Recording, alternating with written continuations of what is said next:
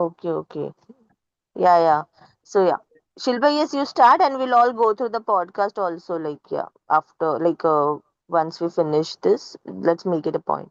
Yeah, Shilpa, you can start. Okay, thank you. Role playing, the many faces of the ego. An ego that wants something from another, and what ego doesn't, will usually play some kind of role to get its needs met, be they material gain, a sense of power, superiority, or specialness, or some kind of gratification, be it physical or psychological. Usually, people are completely unaware of the roles they play. They are those roles. Some roles are subtle, others are blatantly obvious, except to the person playing it. Some roles are designed simply to get attention from others. The ego thrives on others' attention, which is, after all, a form of psychic energy. The ego doesn't know that the source of all energy is within you, so it seeks it outside.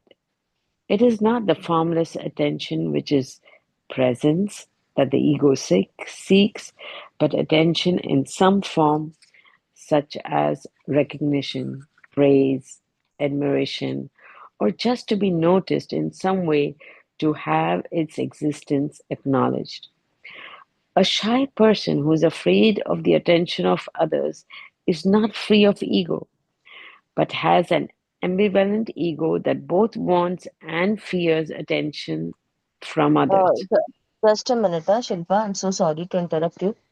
So can someone please share the screen because my other device from which I shared just went off. It was low on battery. I did not notice it. So can someone please do it for today? I have not downloaded the PDF, but let me do that. It will take me a couple of minutes. Is that okay to share? I think Shilpa can still continue reading because she's reading from her own copy. Yeah, yeah. And Is then it I'll okay share. for everyone to just listen till then? Is it okay? Like meanwhile, Richa will start with the share. I think even yeah, that sounds good. Like Shilpa can continue reading and then you can share meanwhile. Okay, will do. All right. Carry Okay, on, Shilpa. Yeah. thank you. So, a shy person who is afraid of the attention of others is not free of ego, but has an ambivalent ego that both wants and fears attention from others.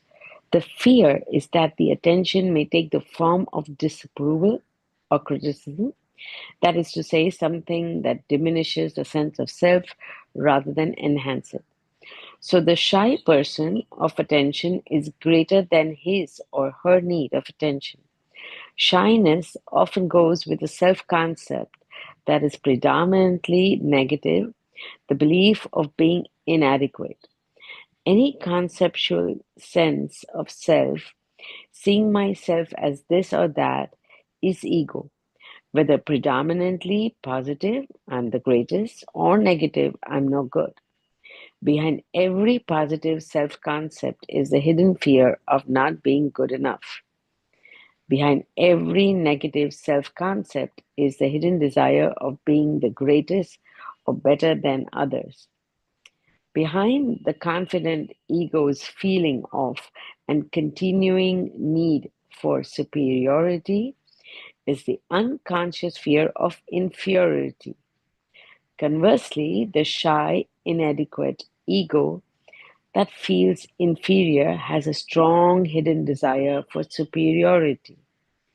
Many people fluctuate between feelings of inferiority and superiority depending on situations or the people they come into contact with. All you need to know and observe in yourself is this: whenever you feel superior or inferior to anyone, that's the ego in you. Villain, victim, lover. Some egos, if they cannot get praise or admiration, will settle for other forms of attention and play roles to elicit them. If they cannot get positive attention, they may seek negative attention instead. For example, by provoking a negative reaction in someone else. Some children already do that too. They misbehave to get attention. The playing of negative roles becomes particularly pronounced whenever the ego is magnified by an active pain body, that is to say, emotional pain from the past that wants to renew itself through experiencing more pain. Some egos perpetrate crimes in their search for fame. They seek attention through notoriety and other people's condemnation. Please tell me that I exist, that I am not insignificant, they seem to say. Such pathological forms of ego are only more extreme versions of normal egos. A very common role is the one of victim, and the form of attention it seeks is sympathy or pity or others' interests in my problems, me and my story. Seeing oneself as a victim is an element in many egoic patterns, such as complaining, being offended, outraged, and so on. Of course, once I'm identified with a story in which I assign myself the role of victim, I don't want it to end. And so, as every therapist knows, the ego does not want to end to its problems because they are part of its identity. If no one will listen to my sad story, I can tell it to myself in my head over and over and feel sorry for myself, and so have an identity as someone who is being treated unfairly by life and other people, fate, or God. It gives definition to my self image, makes me into someone, and that is all that matters to the ego. In the early stages of many so called romantic relationships, role playing is quite common in order to attract and keep whoever is perceived by the ego as the one who's going to make me happy, make me feel special, and fulfill all my needs. I'll play who you want me to be, and you will play who I want you to be. That's the unspoken and unconscious agreement. However, role playing is hard work, and so those roles cannot be sustained indefinitely, especially once you start living together. When those roles slip, what do you see? Unfortunately, in most cases, not yet the true essence of that being, but that which covers up the true essence, the raw ego, divested of its roles, with its pain body and its thwarted wanting, which now turns into anger, most likely directed at the spouse or partner for having failed to remove the underlying fear and sense of lack that is an intrinsic part of the egoic sense of self. What is commonly called falling in love is in most cases an intensification of egoic wanting and needing. You become addicted to another person, or rather, to your image of that person. It has nothing to do with true love, which contains no wanting whatsoever. The Spanish language is the most honest in regard to conventional notions of love.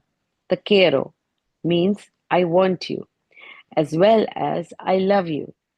The other expression for I love you, te amo, which does not have this ambiguity, is rarely used, perhaps because true love is just as rare.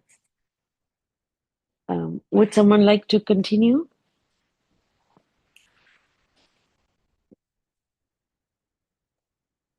Yeah, we have names, so maybe someone from that can take over. Like next, Yeah, Richa is Richa is Richa. there. So, Yeah. Richa, please continue. Yeah. Okay. I'll read, and I might not be able to, like, does anyone need screen sharing? Because I'm reading from my physical book.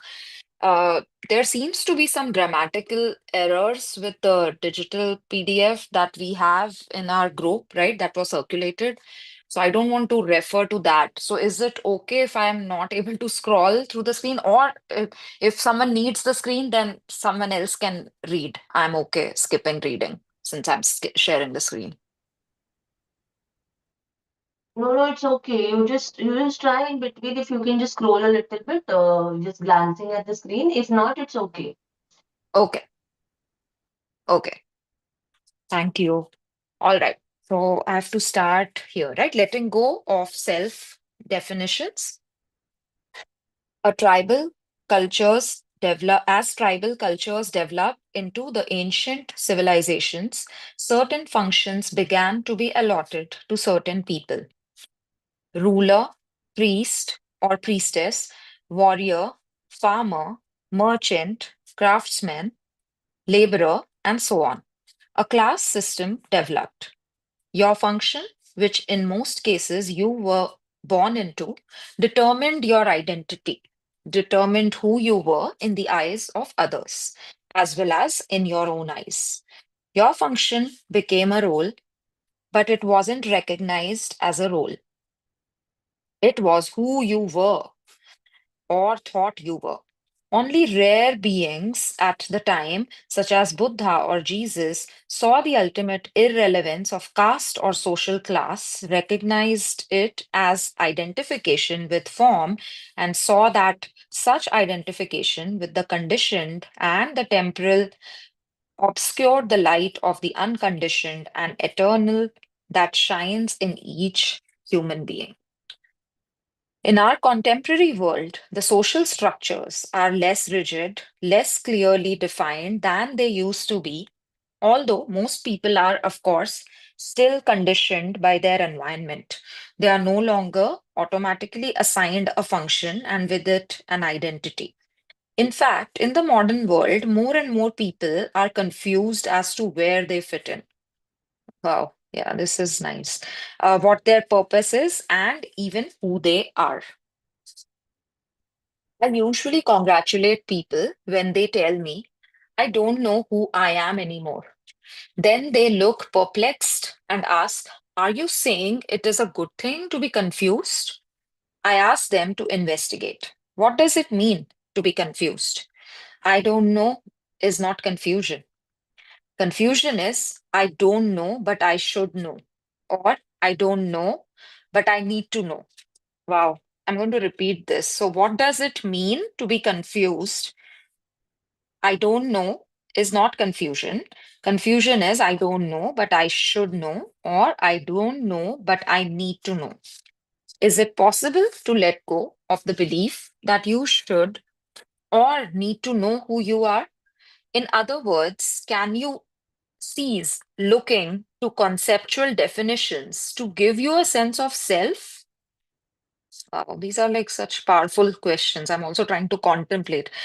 Can you cease looking into, can you cease looking to thought for an identity when you let go of the belief that you should or need to know who you are? What happens to confusion? Suddenly, it's gone. When you fully accept that you don't know, you actually enter a state of peace and clarity that is closer to who you truly are than thought could ever be. Defining yourself through thought is limiting yourself. Wow. Yeah, I was just thinking about this that he's probably talking about limiting beliefs. So very well said. Pre-established roles. Of course, different people fulfill different functions in this world. It cannot be otherwise. As far as intellectual or physical abilities are concerned, knowledge, skills, talents, and energy levels, human beings differ widely. What really matters is not what function you fulfill in this world, but whether you identify with your function to such an extent that it takes you over and becomes a role that you play. When you play roles, you are unconscious. When you catch yourself playing a role, that recognition creates a space between you and the role. It is the beginning of freedom from the role. When you are completely identified with a role, you confuse a pattern of behavior with who you are and you take yourself very seriously. You also automatically assign roles to others that correspond to yours. For example, when you visit doctors who are totally identified with their role, to them, you will not be a human being, but a patient or a case history. Although the social structures in the contemporary world are less rigid than in ancient cultures, there are still many pre-established functions or roles that people readily identify with and which does become part of the ego. This causes human interactions to become inauthentic, dehumanized, alienating. Those pre-established roles may give you a somewhat comforting sense of identity, but ultimately you lose yourself in them. The functions people have in hierarchical organizations, such as the military, the church, a government institution, a large corporation, easily lend themselves to becoming role identities. Authentic human interactions become impossible when you lose yourself in a role. Some pre established roles we could call social archetypes. To mention just a few, the middle class housewife, not as prevalent as it used to be, but still widespread. The tough macho male, the female seductress, the nonconformist artist or performer, a person of culture, a role quite common in Europe, who displays a knowledge of literature, fine art, and music in the same way as others might display an expensive dress or car. And then there is the universal role of adult. Oh, wow. When you play that role, you take yourself and life very seriously. Spontaneity, lightheartedness, joy are not part of that role. Wow. It's- Just a second, I'll scroll because completely forgot.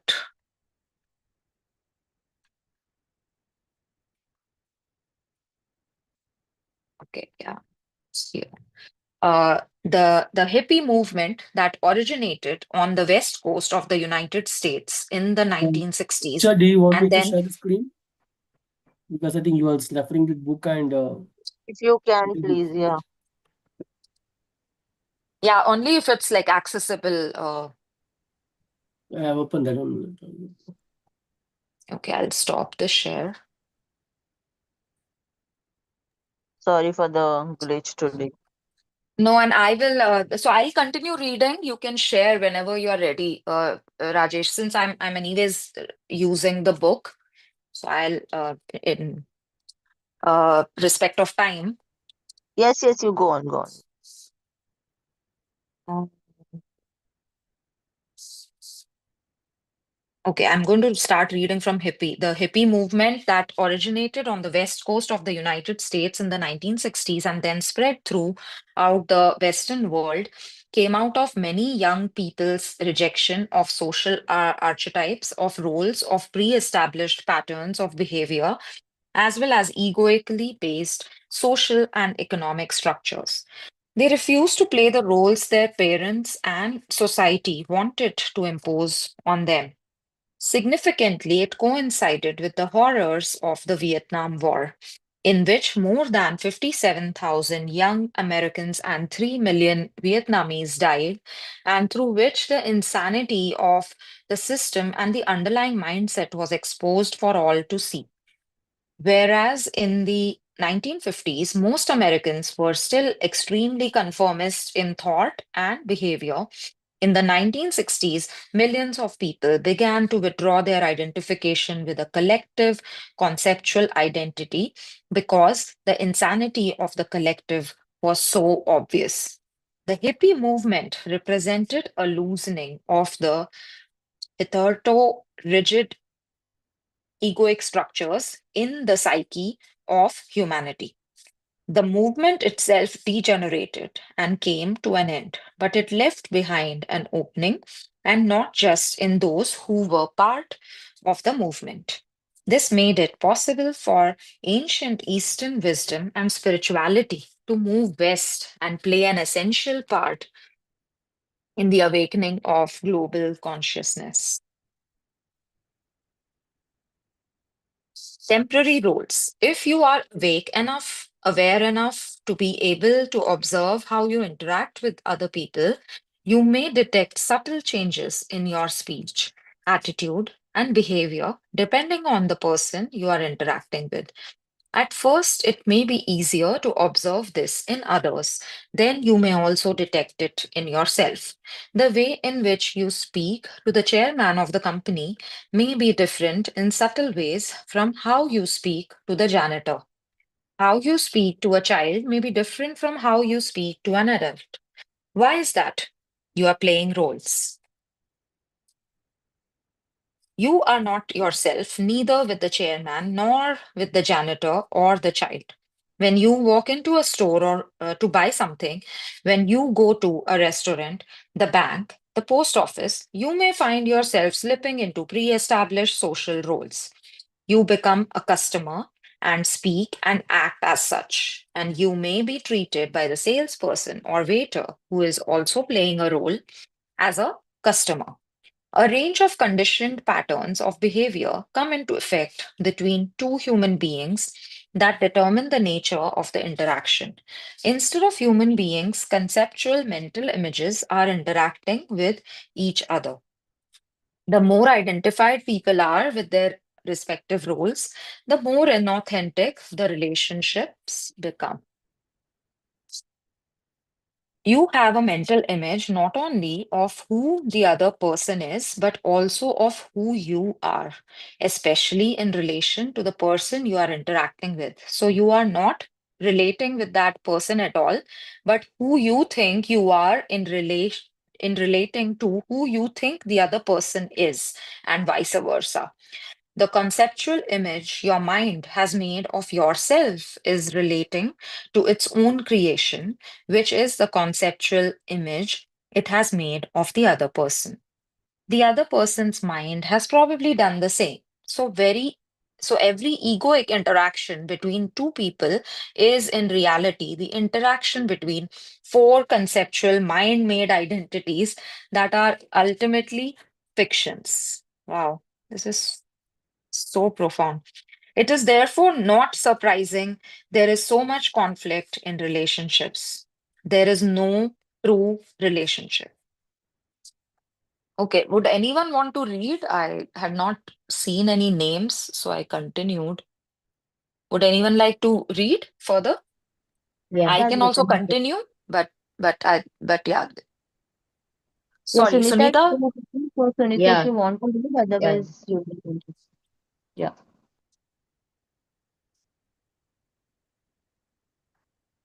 So I got to start from the monk with sweaty palms, right? Yes, that's correct.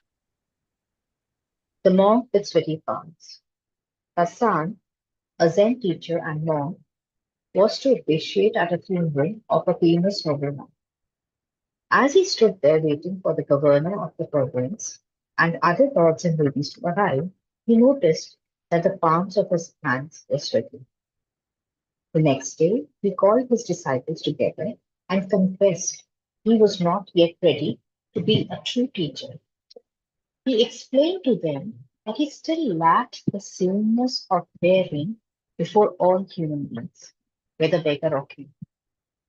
He was still unable to look through social roles and conceptual identities and see the sameness of being equal to. He then left and became the pupil of another master. He returned to his former disciples 8 years later, enlightened. Happiness as a role versus true happiness. How are you? Just pray to be better. True or false? In many cases, happiness is a role people play. And behind the smiling facade, there is a great deal of pain. Depression, breakdowns, and overreactions are common when unhappiness is covered up behind a smiling exterior and brilliant white teeth. When there is denial, sometimes even to oneself, that there is much unhappiness. Justifying is a role the ego plays more commonly in America than in certain other countries where being and looking miserable is almost the norm and therefore more socially accepted. It is probably an exaggeration, but I am told that in the capital of one model country, you run the risk of being arrested for drunken behavior if you smile at strangers in the street. If there is unhappiness in you, first you need to acknowledge that it is there. But don't say I'm unhappy. Unhappiness has nothing to do with who you are. Say there is unhappiness in you. Then investigate. A situation you find yourself in may have something to do. Action may be required to change the situation or remove yourself. If there is nothing you can do, face what is and say, well, right now, this is how it is. I can either accept it or make myself. The primary cause of unhappiness is never the situation, but your thoughts about it. Beware of the thoughts. Separate them from the situation, which is always me, which always is as it is. There is a situation or the fact, and here are your thoughts about it. Instead of making up stories, stay with the fact. For example, I am ruined is a story. It limits you, prevents you from taking effective action. I have 50 cents left in my bank account is a fact. Facing facts is always empowering. Be aware that what you think to a large extent creates the emotions that you feel. See the link between your thinking and your emotions. Rather than being your thoughts and emotions, be the awareness behind them. Don't seek happiness. If you seek it, you won't find it. Because seeing is the antithesis of happiness. Happiness is ever elusive, but freedom from unhappiness is attainable now by facing what is rather than making up stories about it. Unhappiness covers up your natural state of being and inner peace, the source of true happiness. Unhappiness covers up your natural state of well being and inner peace, the source of true happiness. Okay. Parenthood, role or function. So I did not understand one thing. Should we wait for the whole reading to be over, or could I just uh, and stop and ask for Uh, Sorry, what are you saying? So I was reading and I did not understand the monk with sweaty palms, wala, the significance of it. So do we discuss it later? Read it again. Like if everyone is wanting to read it again, you can read it again. I didn't understand the significance of that story. That incident. Okay. I can explain it, I think, based on my understanding, maybe towards the end of the session now that I Okay. know. Okay. So yeah, so that we can, because I think we are also coming up on time and I don't know how many pages are we left with. Do we want to, like, what time do we want to stop, Mansi? because No, this No, actually, chapter is long. we have good 7:40. pages. We have good But we pages. can like 5 minutes here and there is okay. Otherwise, we can stop in between. Like not a problem. We have If Yeah. we good are pages, so Mansi. many pages, then we can stop somewhere. Yeah, maybe Yeah. parenthood part we can take tomorrow. Yeah, Okay. So we Yeah, you. stop here? yeah. Yeah, we can open up for discussion. Yeah. Yeah, so my question was that I did not understand the significance of it. Then developed sweaty palms and then he stopped. So maybe if someone could take that first and then we can do the discussion. Yeah, so I can explain what I understood out of that the story was that this monk and who is supposed to be an evolved soul, right? Like, and that's what he, you would think because he's also teaching certain disciples, and he was supposed to do some funeral service or something, right? And when he stood there and he was waiting for someone who was really, a governor or whatever they mentioned, right? So someone at a higher position, while waiting for that person, he started sweating, right? So he realized that he is not treating that treating everyone equally, like he is still fretting or sweating with the idea that he has to now meet the governor or whoever, right? It is so he was letting the roles defined in the society come in the way, and when he realized that, he told his disciples that he is not ready to be a guru yet, and he needs to work on himself, right? And then he carried on with he became a disciple of some other guru, and then 8 years later he came back to his disciples and he was enlightened. So it took him 8 years basically to get rid of that egoistic way of thinking, of being so affected by people's roles.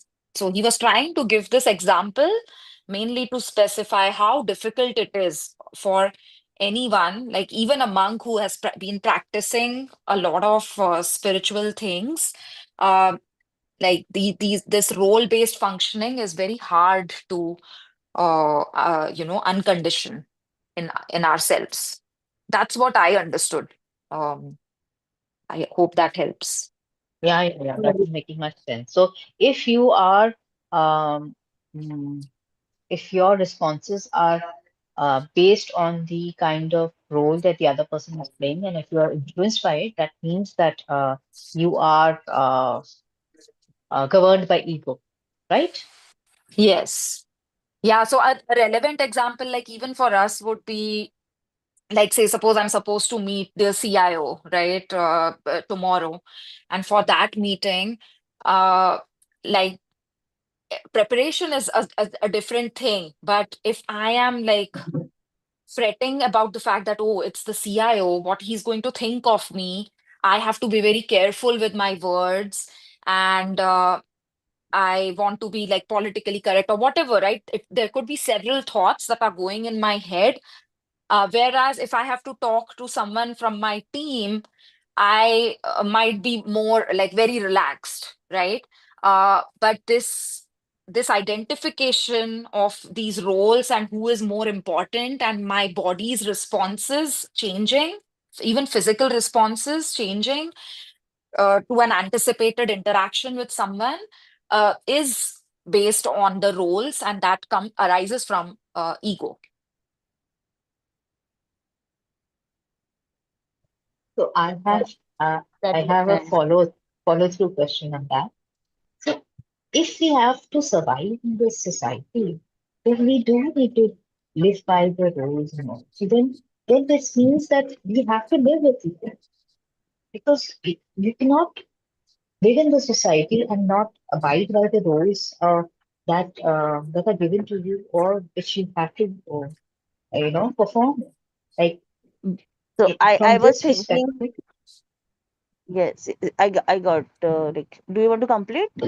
yeah, I think that as a mother, that is also a role. As a child, that is also a role. And if you are working, that there are roles that you have to fit in and abide by. So that means that we can never let go of the ego in the normal functioning of our lives. That is No, what so the I've understood. work, I think what the author is trying to say is your work might be defined based on the roles, right? I'm responsible for certain things and I'm doing those activities, right? But if my way of talking to you, or just because you are my superior, right? And I give you more respect, but someone who works under me and I don't respect them as a human, uh, that is where the ego is coming in, right? So we can stick to our roles, we can work, take care of our responsibilities, but our attitude towards people must not lack that compassion, respect, the basic attributes of human respect, right? I think that's what he's trying to convey. Yeah. So I have some share that can help with some light on this. So I have this one story, one example which I want to share. But before that, answering your question, Sunita.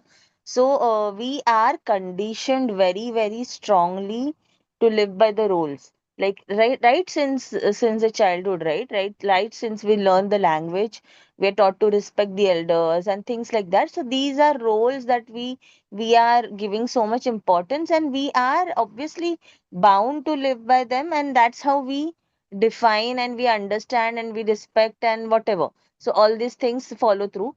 But the what the author is trying to tell, and what overall all the spiritual books they try to, books or whatever, like these teachings, experiences and all of that, they try to tell us is de-identification with our previous these things. So basically we are being a mother, being a wife, or whatever it is, it's our role definitely. But how much do we identify with that role on a constant basis is what we need to be aware of. So basically, like sometimes, like we see, like especially we do dissociate with the roles in our family to a certain extent, because that role in our heads applies to only that particular person. So I'm a wife of a particular man, and I'm a mother of that particular child only. So whenever I'm not with that child, or not with that, I maybe uh, maybe not identifying by myself as a mother or a wife or whatever, because or a daughter, because I'm not with that person as such. But I feel I've seen this very strongly, and it's a very common thing. We associate ourselves with very different kind of roles, like professional roles. So sometimes if you see people who are at a very good professional, this thing, like teachers, CAs, doctors, lawyers, coaches for that matter, so they are identifying with that role every single time they're operating in their day-to-day operations also.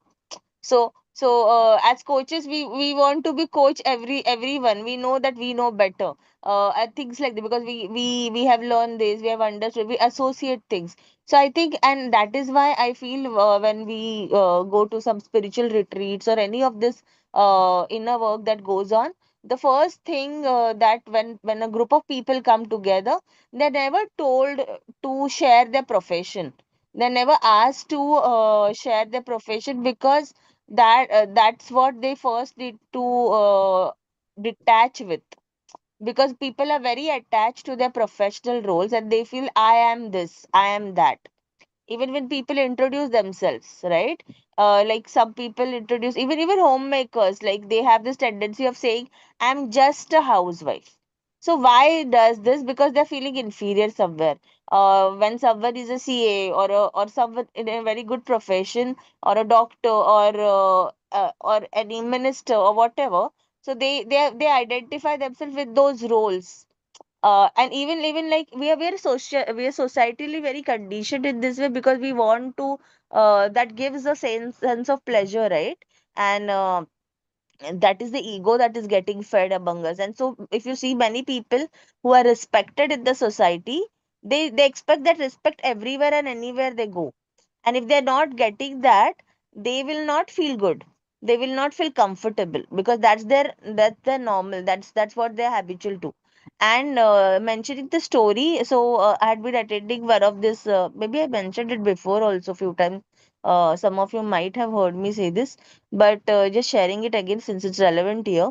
So there was this one I was fortunate to attend this one Krishna Katha named this thing by Sneha Desai. He's a coach and he does this 3 day live seminar or workshop, whatever. He does that 3 days thing where he explains Krishna's life story and all of that.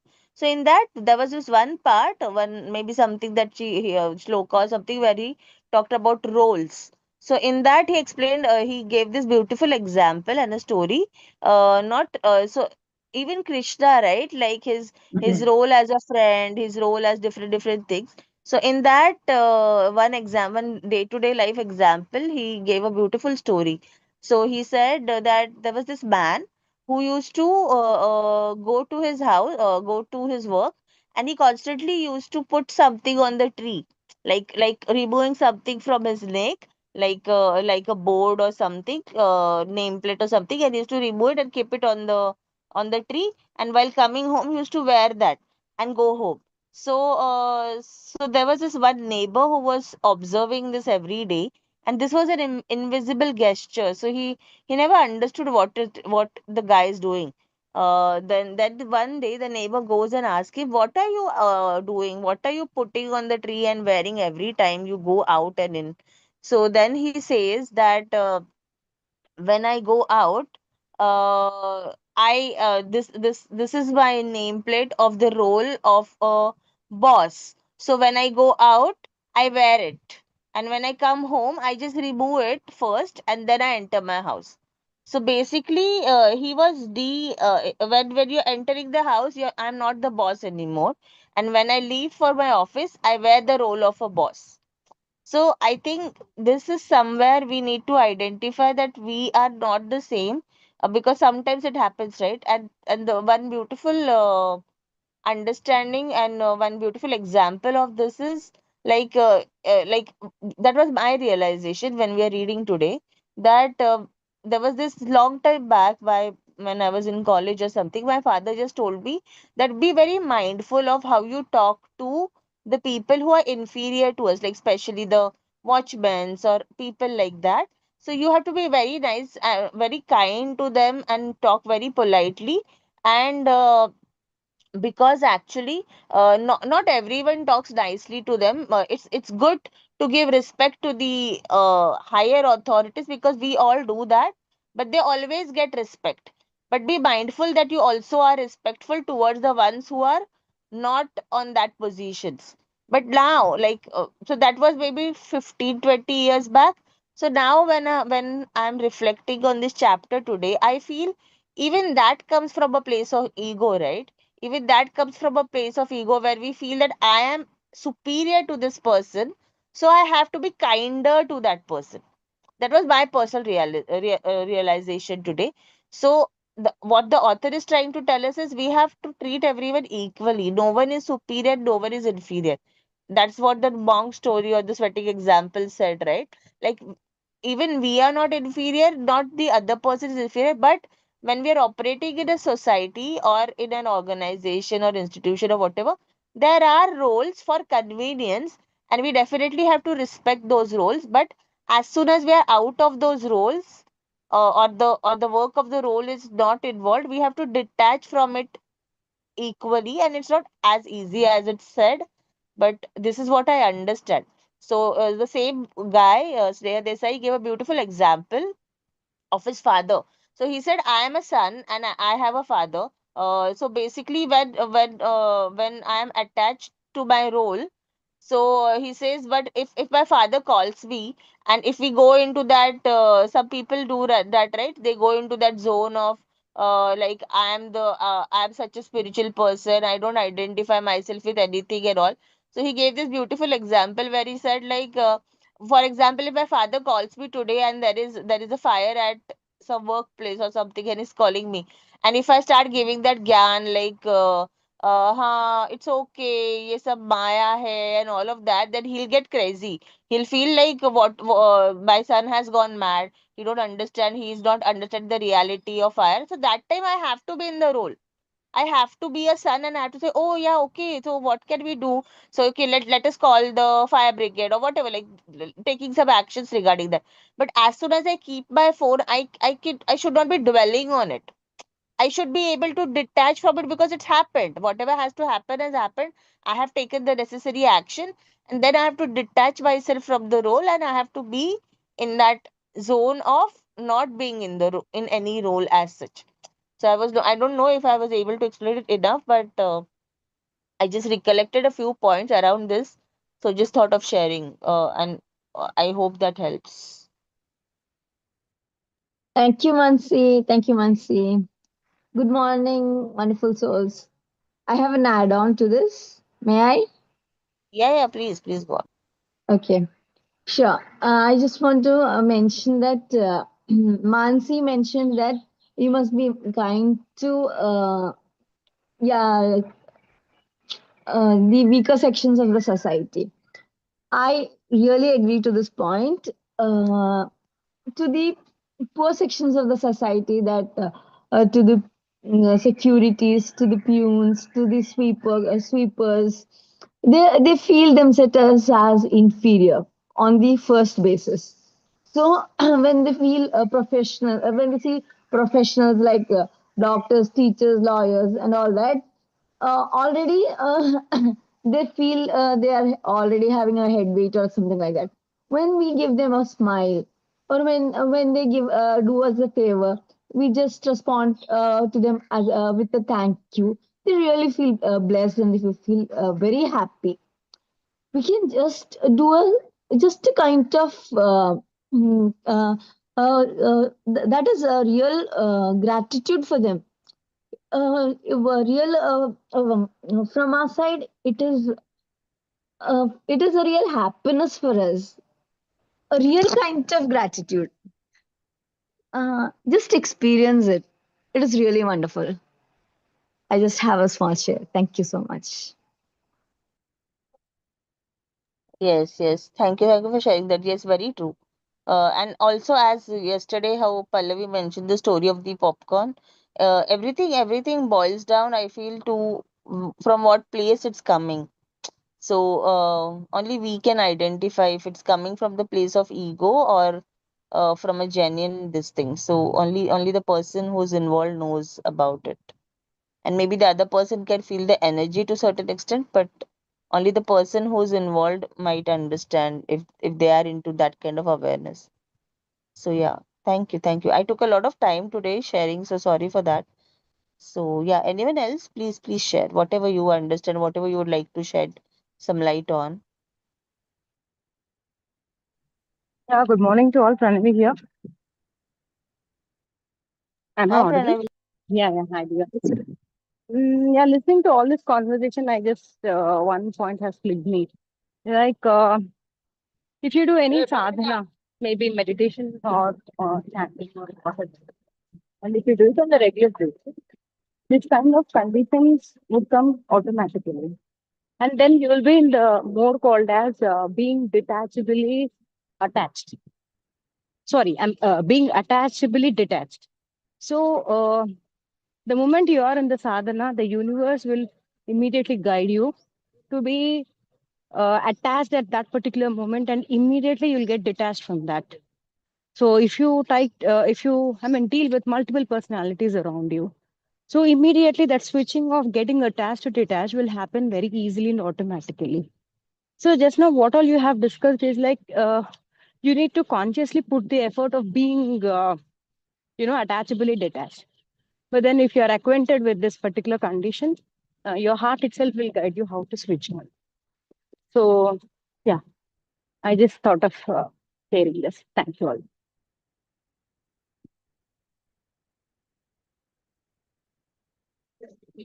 Yeah, thank you so much. In fact, yes, I have also understood, and maybe we are very far from it, but yes, the spiritual practices and these things help us get out of our egos and all these things. Could you They clarify more actually on that, understand. Pravani? I guess it is.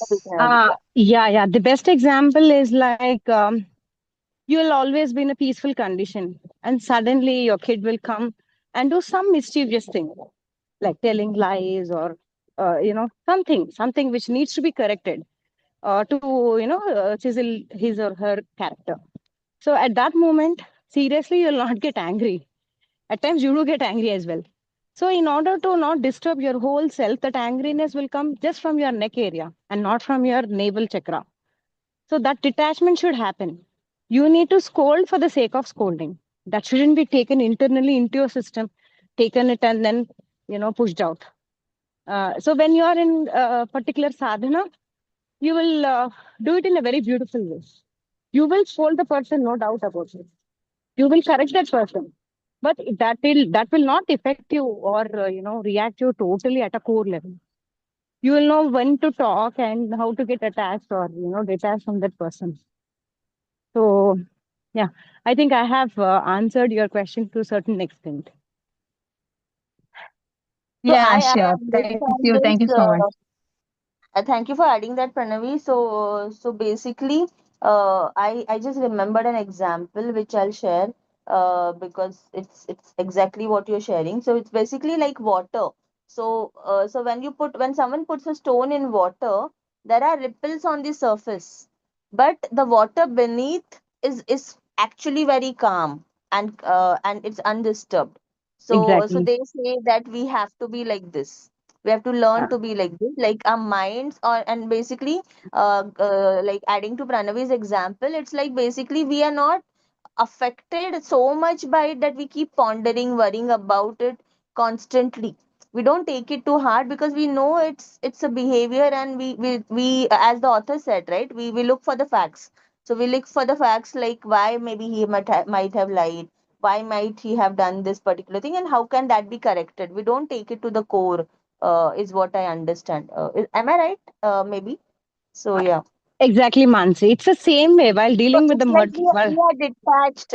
We are detached, and we are only playing that role of whatever that is necessary over there, like Yes. a teacher, a Yes. mother, whatever, and then we Yeah. detach from that when the act is done. Yeah. And we are just discussing that it can be done. But what I feel is when you do a particular sadhana or take some universal help, this type of condition will come automatically. So it's Yeah, something yeah. like that. It's either ways, it's true. Like if you put conscious efforts, also it works. But then if you want it in a more, automated or in a natural way, if you do the sadhana, you'll get it. Have a much clearer idea. Something like that. Yeah. I think this happens as we evolve through our journeys. Maybe I what I have understood, with age also it comes naturally to Yes. certain extent. We are living with awareness. It Yes. comes naturally. Yeah. Yes. Yes. Thank you for sharing that beautiful Yeah. Well, sharings. yeah. Thank you. I'm glad to see you, Pranavi, by the way. Yeah, actually, I left my daughter yesterday in the Bangalore. This is the first time me joining her in a hostel.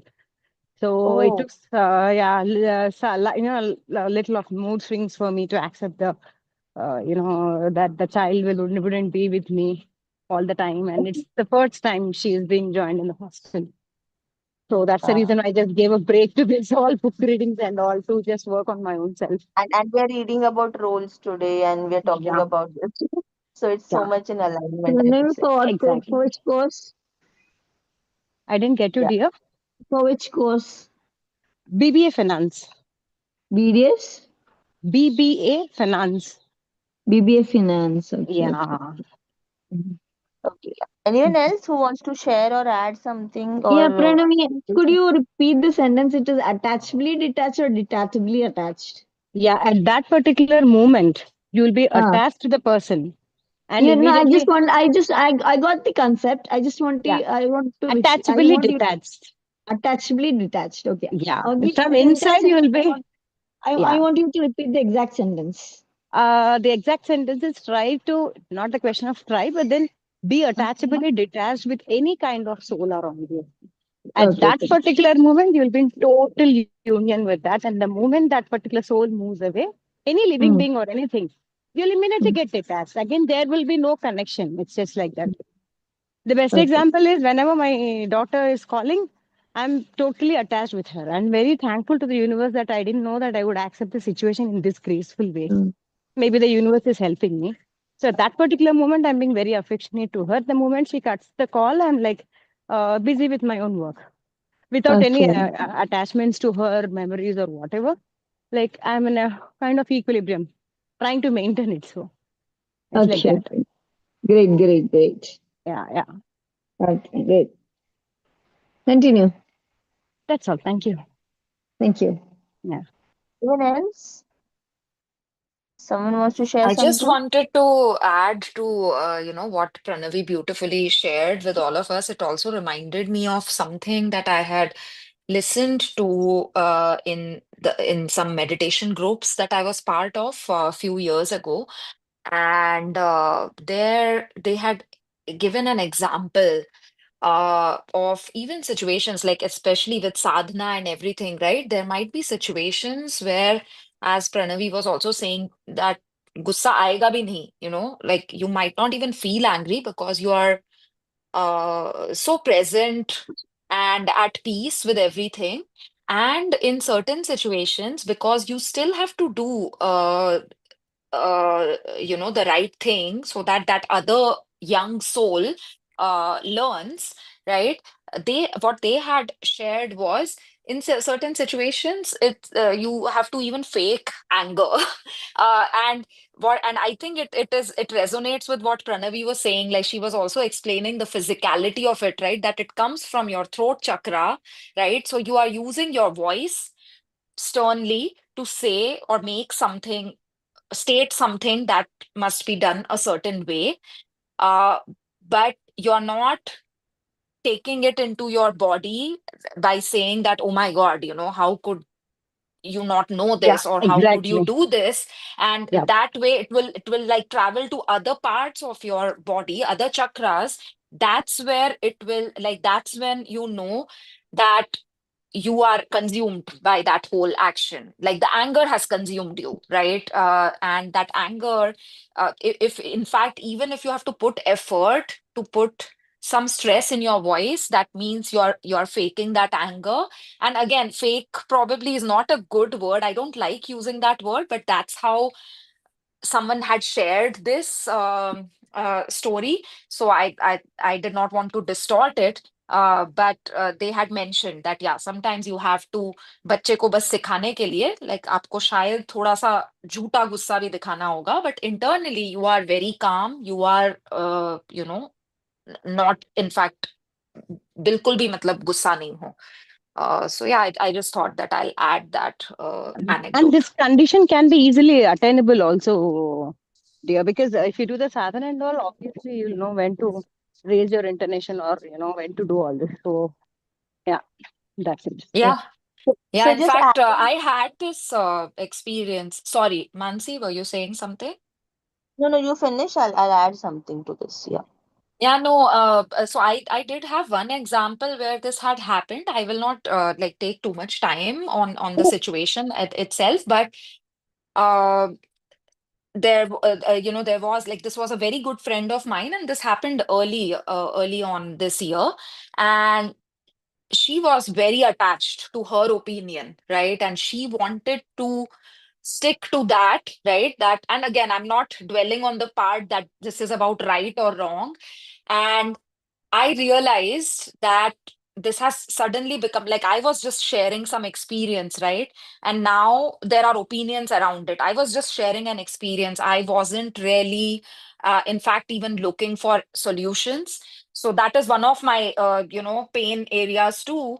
That a lot of times, people will just give unsolicited advice. And again, people are meaning well, but when this happens, so I politely, I will just say, when I recognize this, I will just politely say that I'm not looking for, answers right now. This was just an experience that I was sharing, that I was, as an example, right? That even now I'm like so affected by certain things that happened that day, but it is not about the person, but it was more about why am I feeling this way still, right? Why am I still being affected? So I was just sharing that experience. And if in that someone is trying to correct me, and when I recognize that, uh, I politely mentioned, right, that I'm not seeking any solution for this, because I am working on my healing journey, right? And then after that, it did occur in a way that the person was very persistent and wanting to stop me or whatever from whatever I was saying, and ask questions that were very judgmental, so again, right, that someone is trying to judge you. So that's when I had to in fact even say that, politely again, that I don't think this is the right time to discuss this, and politely I was like, let's stop this topic, and I am sorry that I brought such a heavy topic here, right? And it was not with any ill feeling or anything, but the person still really wanted to talk and did not respect my boundaries, because I even moved away from that physical space into another whatever area, right, of the house that we were living in. But the person was persistent, right, and they wanted to clarify, because again, and it is out of love, right, it is out of love. It's not because it is only arising from the fact that, oh, that they want to be right. They also love me, right? And because of that, they want to make sure that it doesn't create any misunderstanding.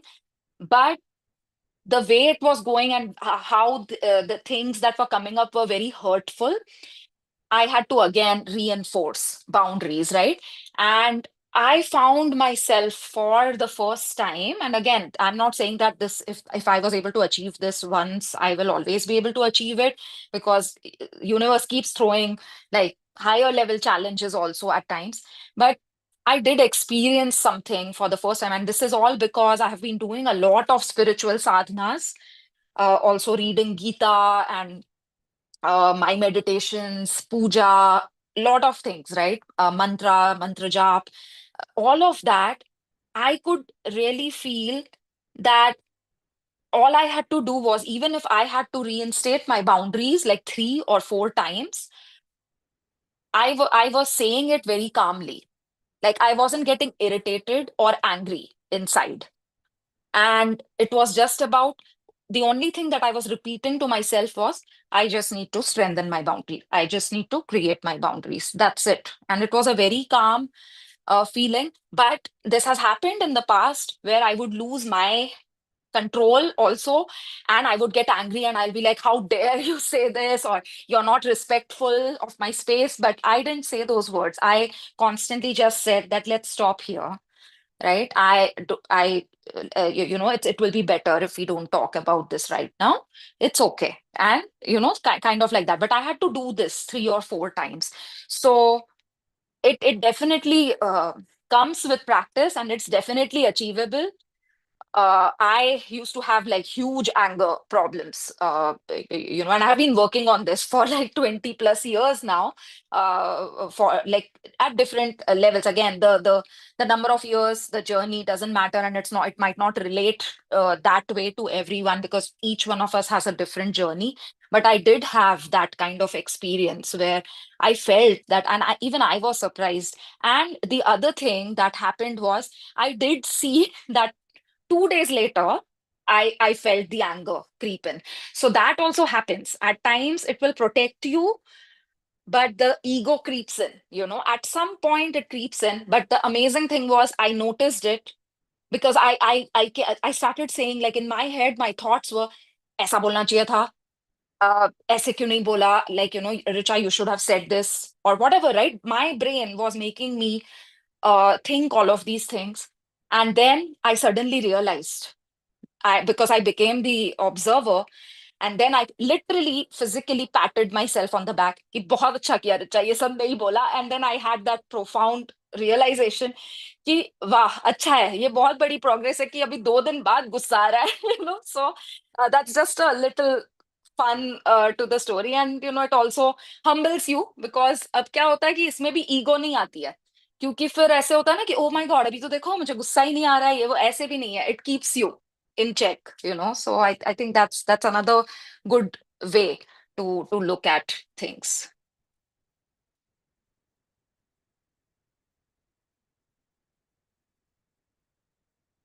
Yeah, thank you for sharing that example. Yeah.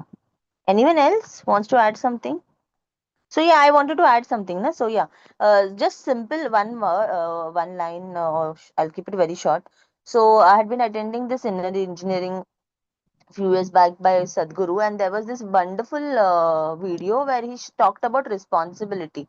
So they have this inside videos which are not normally available on YouTube and something which they share in such courses. So in that he explained. Sorry, I'm just. Sorry. So in that he explained that. Responsibility, normally when we think about responsibility, we think it is very heavy. We find it very like a burdensome thing or something like that, right? Like we get very personal about it. So he said that just excuse me, I'll just drink some water. Till then, if anyone wants anything else to share, you do, please. Sure. Anyone else who wants to share?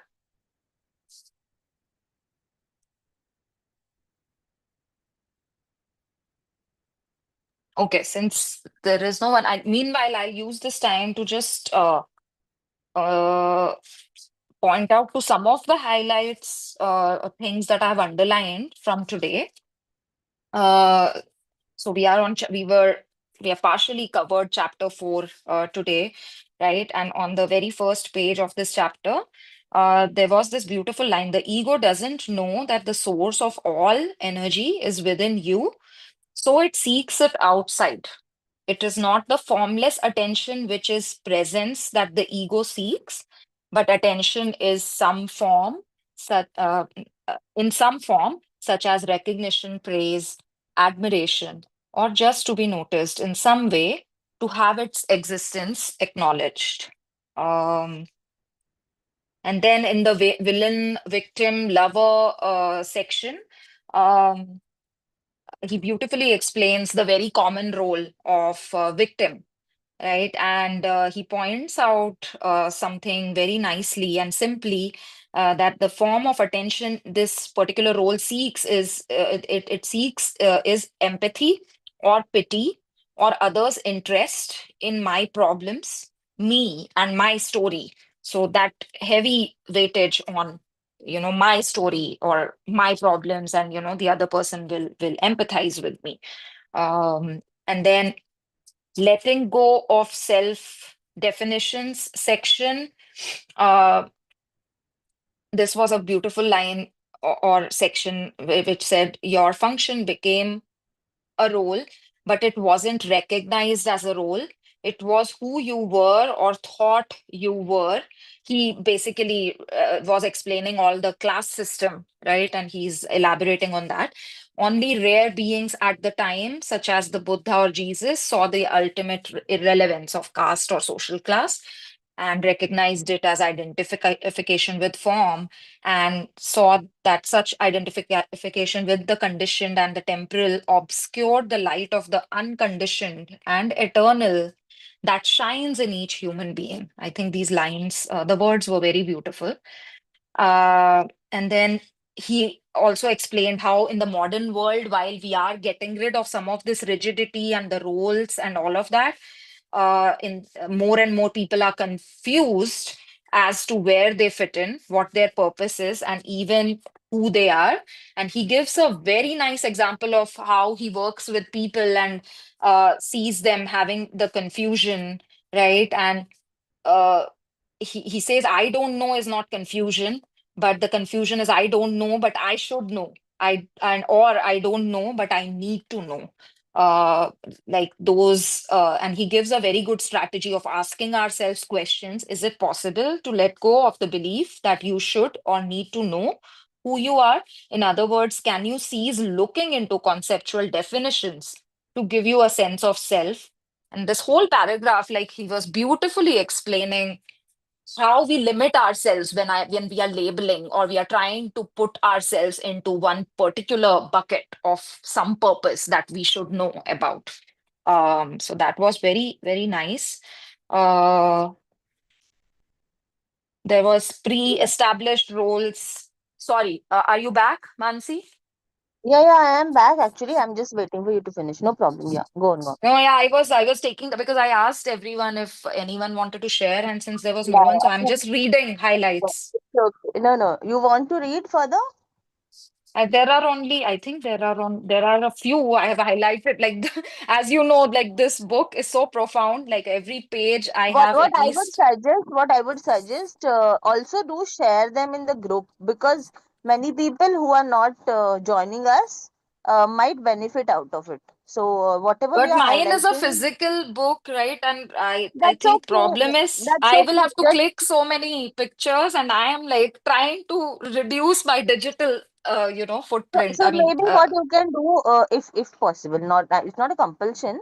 I'm just suggesting, if possible, what you can do, maybe you can just click one or two, like which you found like the most relevant or which will be useful for anyone and everyone who don't know the context of what we are reading also, like as a quote or something, and maybe just put that and maybe you delete it later. Like if you want to do all that effort again, yeah, yeah, otherwise yeah. just leave it. Yeah.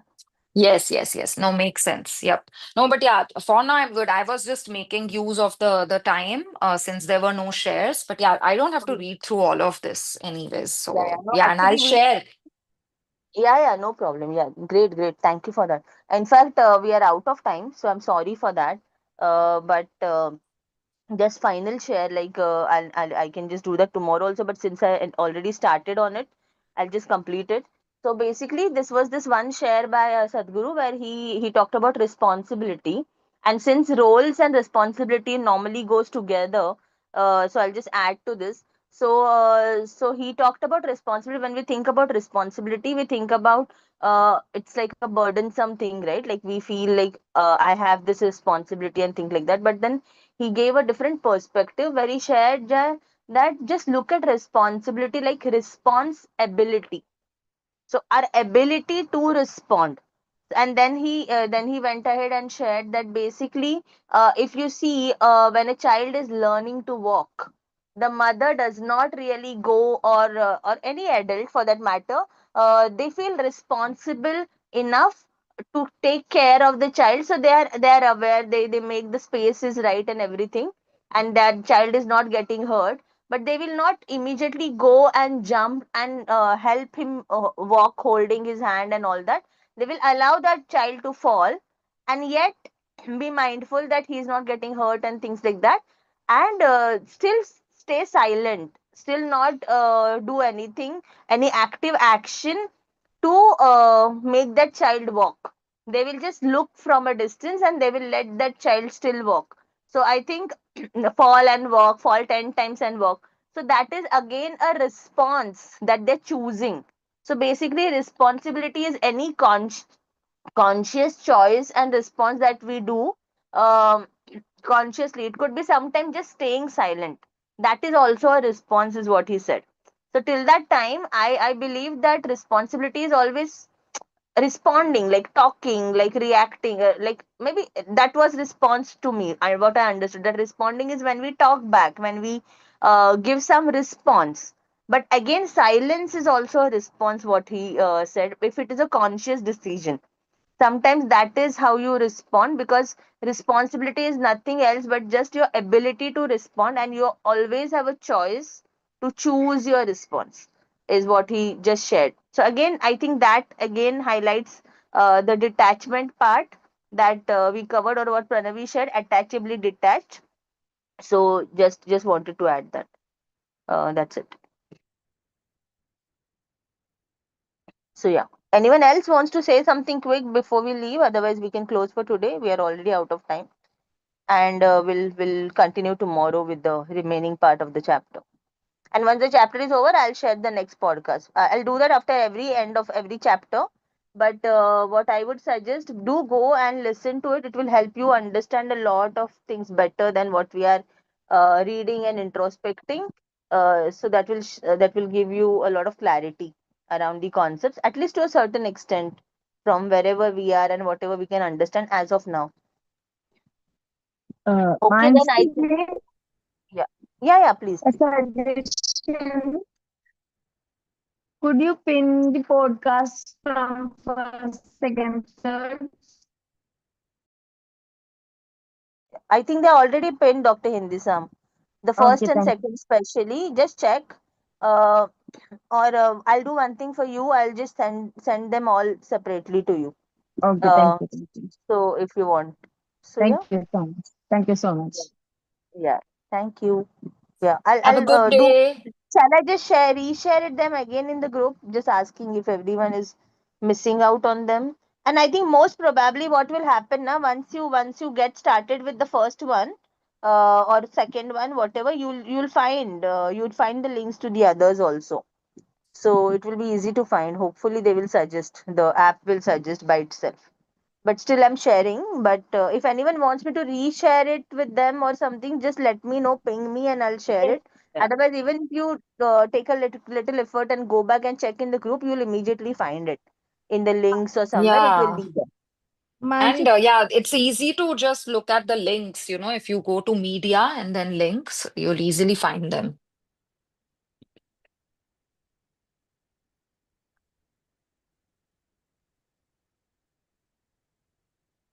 All right, I'll have to leave now. Have a Yeah, great day, yeah. Okay. everyone. Thank you, everyone. Yeah, have a great day. Bye bye. See you all. Bye. thank Thank you you, so everyone. much. Have a Thank you great so day. Bye much. bye.